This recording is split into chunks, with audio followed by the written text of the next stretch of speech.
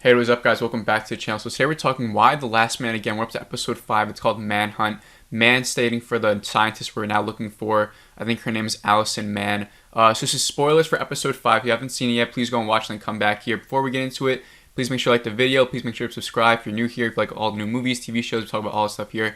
But without further ado, let's get into episode 5. So like always, I'm going to give you guys a recap of the whole episode, and I'll give you guys my rating and thoughts on it after. And I'll give you guys my thoughts throughout. I explain the recap.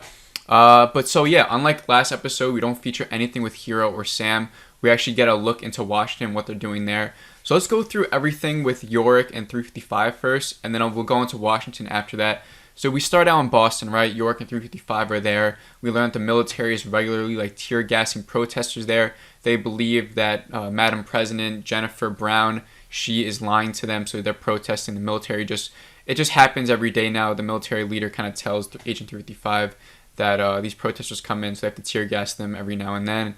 So Agent 355, before she does that, she tells Yorick to stay put while she goes and tries to find more intel on Allison Mann, the scientist who we're looking for, to help further do some research on Yorick and why he survived. So obviously Yorick doesn't stay in place, and he accidentally stumbles upon the headquarters of the protesters. So once he's there, he meets a protester named Steph. They kind of help this other protester put milk in her eyes to get the pepper spray out of her eyes, which is honestly really bad. I've been pepper sprayed before. It's so bad. It's terrible.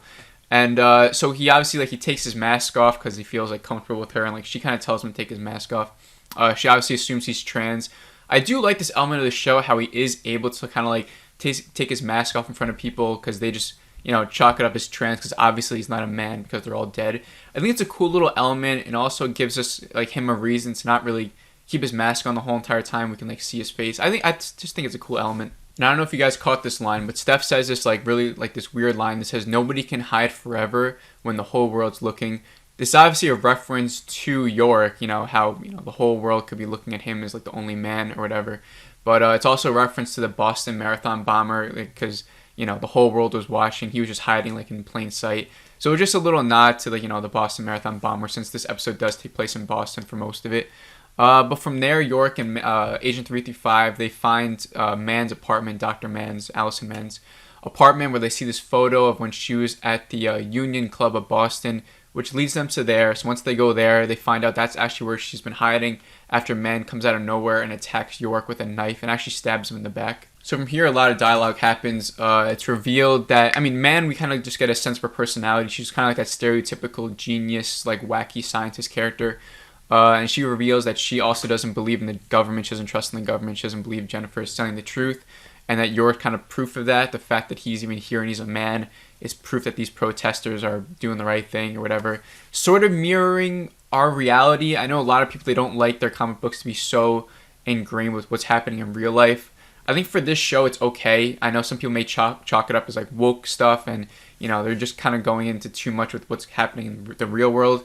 But I think for this show, kind of, it just makes sense that they would have that kind of, social commentary in here. It doesn't really bug me as much as it does other people, but I can see why these topics aren't for everyone. Sometimes they want to watch TV to get away from all this stuff.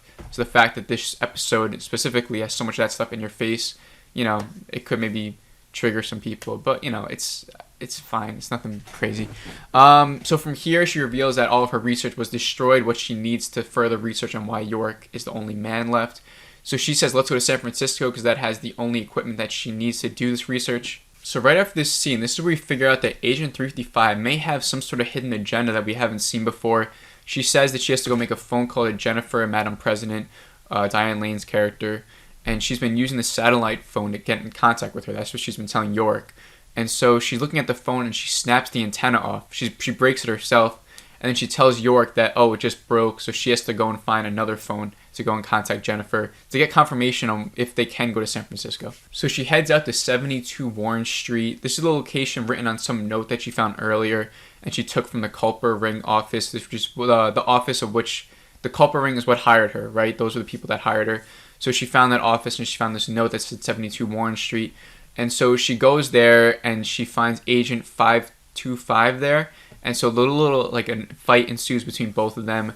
And it's just both revealed that they're both looking for the same person, Fran, the person that recruited them. So they talk for a little bit. But the most important thing to come out of this conversation is that they're both sort of implying that the culprit ring may have knew about what was coming before it actually happened, since they relocated Agent 355 and 525 to Washington on the day of the apocalypse.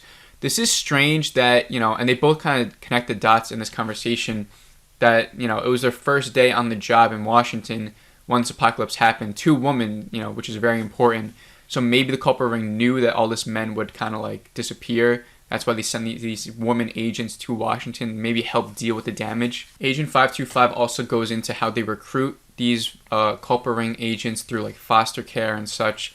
Agent 355 sort of denies these claims, but it sort of seems like that is what actually could have happened to her, but she wants to like deny it. But cutting back to Yorick and Dr. Mann, who are now left alone in the house, they sort of just get drunk together and they argue about various stuff like Agent 355 and like what she's really doing here and who she listens to. They talk about like ticks on the photos that Agent Mann drew. They also talk about Agent Mann goes into how there's different variations of genders out there. There's like this infinite amount of variations for genders. So like some more social commentary stuff. This could go either way for you. If you're one of those people that gets really angry about this topic, you could end up like hating this episode. If you're someone who's just like, man, like for me, like I don't care. Like I don't care. So that, there's just them talking. And so, they just talk about social commentary stuff. I don't know if that stuff is that important for what's really going on with the story. It could just be them just talking about, important stuff in reality, but whatever. So 355 comes back and she actually lies to them about getting confirmation from Jennifer to go to San Francisco, further revealing that she is just doing, something personal. Like what she's doing is some sort of hidden agenda for her own personal gain. She's not doing this on orders. So she opens up her bag and there's a blinking tracker in there, which I don't know what that means. I don't. There's a blinking tracker in her bag. This reveals that she might not care much for the lab in San Francisco. That's not why she wants to go to San Francisco. Not for the lab, but maybe to find Fran, this recruiter, or something else. But it is something more personal for her and not something that is coming from direct orders from Jennifer, which we will confirm later on. So like I said, that was everything with Yorick and Agent 355. But throughout the episode, they do cut back to Washington. So in Washington, we see Jennifer is worried about Regina returning. Regina was she the first lady or was she the Speaker of the House? Whoever she is, whatever her exact title is, she's the one who's actually supposed to be the next step in line to become the president if the guy president was dead. But we thought she was dead, Regina. So that's why, her coming back to life has Jennifer all worried, because now it sort of could be like this fight for power, who really has the right claim to the presidency. And so there's some more conversation about the two missing helicopters. That looks like the Attorney General is kind of investigating it. But they end up finding the remains, or the human remains and the wreckage of the helicopter. And so there's some stuff going on there, which I'll get into shortly. But we also learn that Christine, who's sort of like the right-hand woman to Jennifer, is pregnant. And at first we believe that she's having a miscarriage. Kimberly kind of helps her in the bathroom. Christine's bleeding. But then it's revealed that it's not a miscarriage as she goes to the nurse who's there, or the doctor who takes care of this type of stuff. And it's revealed that, it was just a common blood thing that happens, I guess, with pregnancies. And she's actually fine. The baby's fine. And they kind of chalk it up that obviously it's going to be a girl. She kind of asks like what the gender is, I think.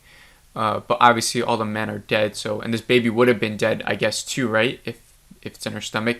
I was thinking about that. I was like, the people who are pregnant with boys, do they die in their stomach as well? I guess so, right?